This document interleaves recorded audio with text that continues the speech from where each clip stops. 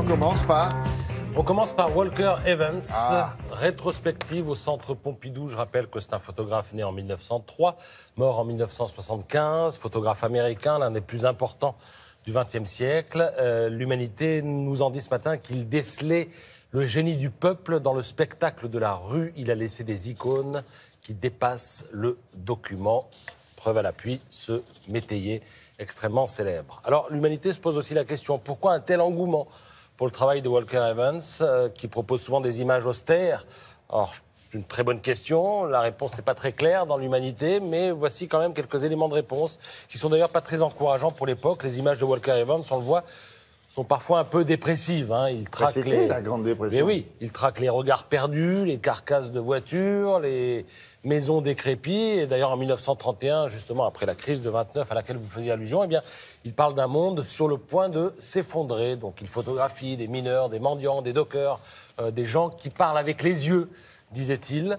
Et ce monde-là, eh bien, peut-être, est-ce le monde, fait-il écho, ce monde-là, dans les têtes contemporaines? A-t-il un écho dans les têtes contemporaines? Ceci pourrait expliquer un succès qui inaugure, du coup, rien de bon pour l'époque et l'avenir proche. En attendant, votre avenir proche, c'est d'aller au centre Georges Pompidou et d'aller voir cette exposition. Voilà, maintenant que j'ai bien cassé l'ambiance, on va parler d'autres photos beaucoup plus gaies, grâce à Chasseur d'images, qui propose, je continue ma série des C'est photos. que les photos ce matin. Comment? Non, je ne fais pas que ça, mais quasi.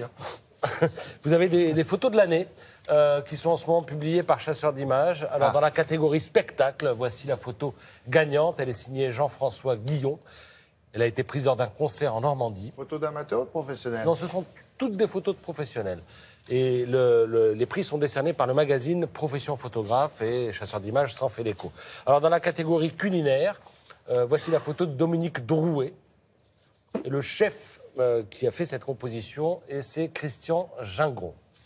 Dans la catégorie paysage, une photo de Nicolas Auriard de Mer. La photo a été prise en Islande, dans la ville que je ne connais pas, mais que je vais essayer de bien prononcer, de Reynisdrangar. Et puis alors, dans la catégorie nature et environnement, photo de Guillaume Ruopolo. Il s'agit tout simplement là d'un plongeur qui découvre un tank de la Seconde Guerre mondiale. Oui. Lequel tank est sur le pont d'un navire, lequel navire a été coulé. Voilà. Et je termine avec la bande dessinée du jour. Le titre, c'est Duel. C'est signé Renaud Faras. C'est chez Casterman. Et alors, c'est l'adaptation d'une nouvelle de Joseph Conrad qui raconte en quelque sorte l'affrontement homérique de deux hussards de la Grande Armée. Évidemment, à travers leur personnalité, on explore la complexité des comportements humains parce que vous avez un héros qui est tout dans la retenue, qui est distant, qui est maladroit, y compris et surtout d'ailleurs avec les femmes et sa fiancée. Et puis l'autre qui est impétueux, qui aime les femmes, qui plaît aux femmes. Bref, ce sont deux caractères, deux profils et surtout le dessin. Le dessin est incroyablement fouillé. Voilà, ça s'intitule Duel. C'est signé Renaud Faras. Et c'est chez Casterman. Il y avait un film comme ça, Les Duettistes. Les duettistes. Ouais. Oui. Ils se battent en duel du début à la fin. Aussi, des hussards.